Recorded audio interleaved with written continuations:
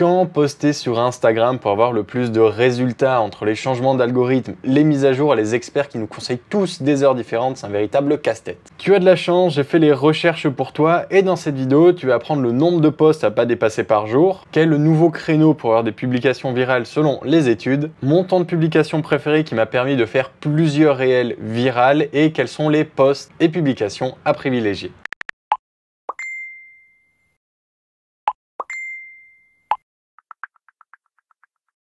Salut, c'est Augustin, moi je suis expert dans la conversion et les automatisations sur Instagram et aujourd'hui je voulais répondre à cette question qui intrigue tant de monde et qui est de quand poster sur Instagram.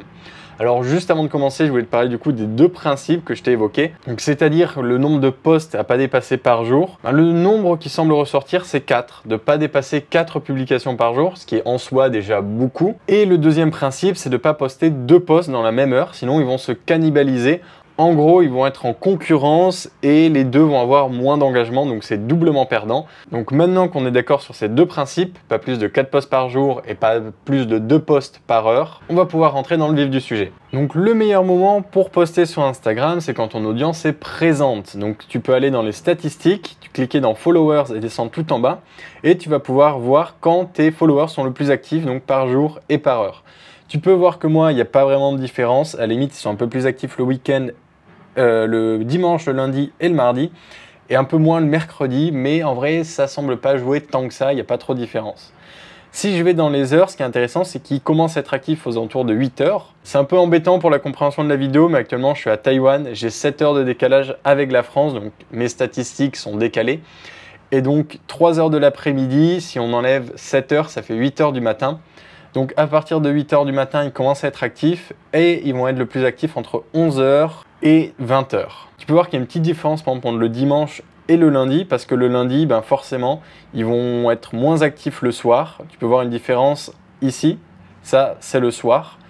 Et ils vont être un peu plus actifs le matin. Donc là où dimanche, il faudrait mieux que je poste sur ce créneau-là, le lundi, je pourrais peut-être plus poster un peu plus tard. Donc dans ce cas-là, aux alentours de 15 heures, parce qu'ils sont plus actifs en fin de journée. Mais si tu viens à peine de commencer, si tu n'as pas encore accès aux statistiques, comment savoir quelle est la meilleure heure ?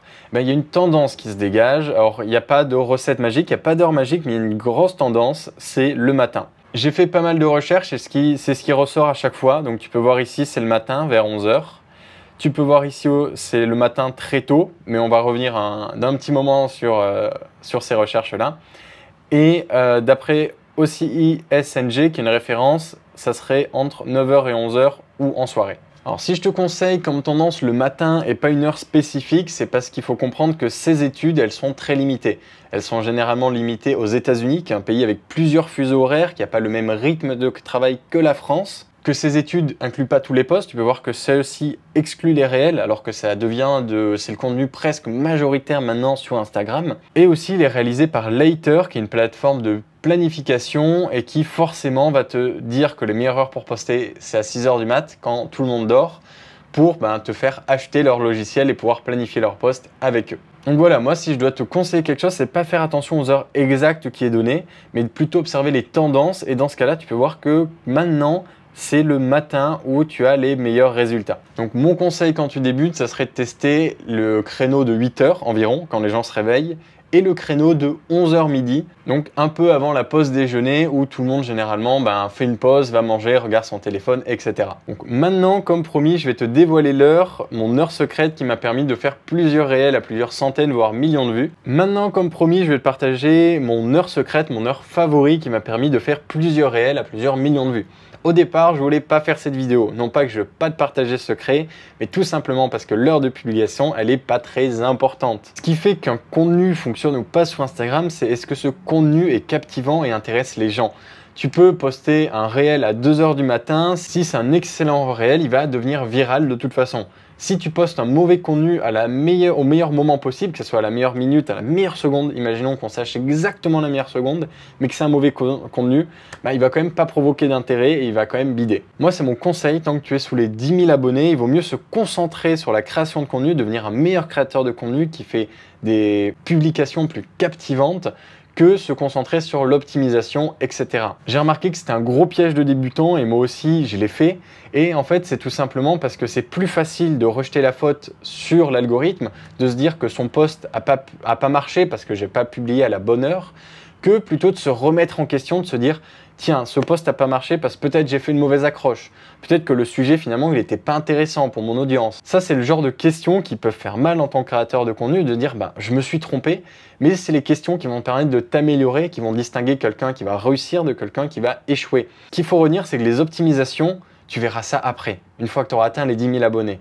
Au début, on veut créer un contenu qui est efficace et qui fonctionne. Je te donne un exemple personnel, je fais des réels de mes voyages et généralement les conseils qu'on a sur Instagram, c'est de publier tous les jours et surtout les stories, d'avoir des stories tout le temps actives pour pouvoir garder un lien et rester présent dans l'esprit de son audience. Comment je suis passé de 200 à 10 000 abonnés en 3 mois? En postant 3 réels par semaine et en ne postant jamais de story. C'est en train de changer, j'ai vu que ça devenait sérieux maintenant, donc je suis en train de le prendre en compte. Mais j'ai atteint les 10 000 abonnés en publiant 3 réels par semaine, en postant jamais de story, tout simplement parce que je me suis concentré sur le contenu et à faire des réels viraux, et j'en ai plusieurs qui ont dépassé le 1 million de vues. Donc le meilleur moment pour publier, c'est quand tu as compris comment faire des publications intéressantes et captivantes. Donc la question que tu peux te poser maintenant, c'est quel contenu je dois créer pour captiver mon audience. Alors ça serait le sujet d'une autre vidéo, mais je vais te donner les chose principale à savoir, c'est qu'il y a deux contenus qu'on veut utiliser pour se faire connaître. C'est les carousels et les réels. C'est les deux formats phares en ce moment sur Instagram et qui vont te permettre d'avoir des nouveaux followers.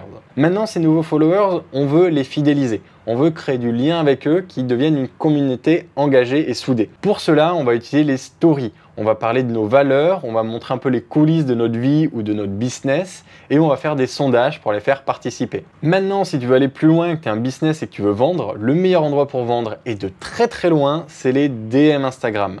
Donc soit tu as encore un petit compte où tu as une équipe et tu peux répondre à tous les DM à la main. Donc ça, c'est pas mal au début, ça permet de mieux comprendre son audience, ses problèmes, ses douleurs. Mais si tu fais ça depuis un petit moment, il vaut mieux passer à l'étape au-dessus et utiliser des automatisations et un chatbot. Je te rassure, le chatbot est 100% légal, il a été mis en place par Instagram depuis août 2021. Un chatbot n'est pas pareil qu'un bot. Ses actions sont délimitées par Instagram de manière stricte et en fait, ce qui fait qu'on peut utiliser un chatbot sans avoir aucun risque de ban. Par exemple, j'en ai mis en place pour certains clients qui ont des centaines de milliers de followers et du jour au lendemain, le chatbot s'est mis à discuter avec des centaines, des milliers de personnes et pourtant le compte a vu sa portée même augmenter parce que ça crée plus d'engagement et ça a eu absolument aucun impact négatif comme un bot pourrait l'avoir. Je ne vais pas plus t'embêter avec, ce qu'il faut retenir c'est qu'un chatbot c'est le meilleur moyen de convertir sur Instagram actuellement et pour te donner un ordre d'idée, on peut capturer de 2 à 5 fois plus d'emails en DM grâce à un chatbot qu'avec un lien en bio ou avec des liens en story. Pour résumer, sur Instagram, on veut publier entre 1 et 4 posts par jour. On ne veut pas publier 2 posts dans la même heure. Le meilleur moment pour poster, c'est quand tes abonnés sont actifs. Tu peux voir ça dans les statistiques. En attendant, si tu n'as pas encore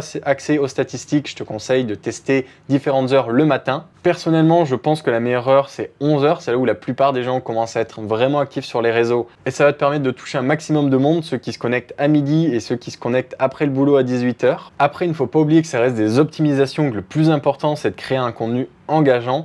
Et pour cela, la stratégie à suivre, c'est réel et carousel pour se faire connaître, story pour créer de la confiance et du lien, et les DM pour vendre. Si ça t'intéresse d'avoir plus de résultats sur Instagram en y passant moins de temps grâce à l'automatisation ou apprendre à mieux convertir sur cette plateforme, je t'encourage à t'abonner. Si tu as un business et tu veux doubler tes ventes sur Instagram, je t'encourage à prendre un appel stratégie gratuit avec moi. C'est le premier lien en commentaire. On verra ensemble quelle stratégie tu peux appliquer pour vendre plus sur Instagram. Sur ce, j'espère que la vidéo t'a plu. Tu peux mettre un commentaire si tu as une question, je réponds à tout le monde et on se retrouve dans la prochaine vidéo.